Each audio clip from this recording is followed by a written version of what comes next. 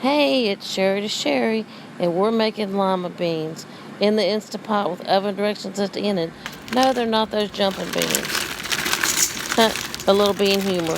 Dump a pound of lima beans in the Instapot, and then dump about 1 or 2 cups of ham inside.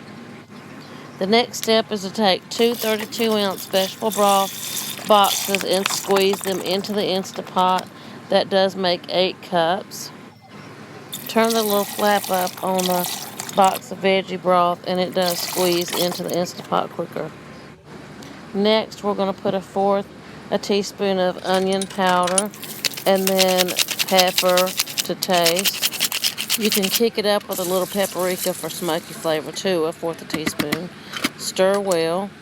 Make sure you're watching, if you're doubling the recipe, don't go over the maximum level.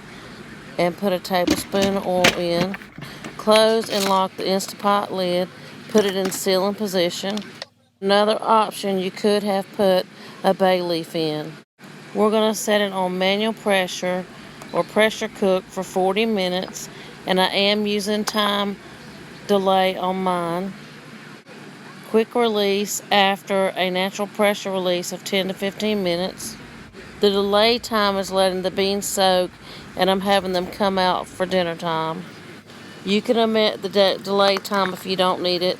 Let me scoop out some of the beans here so I can get a good taste.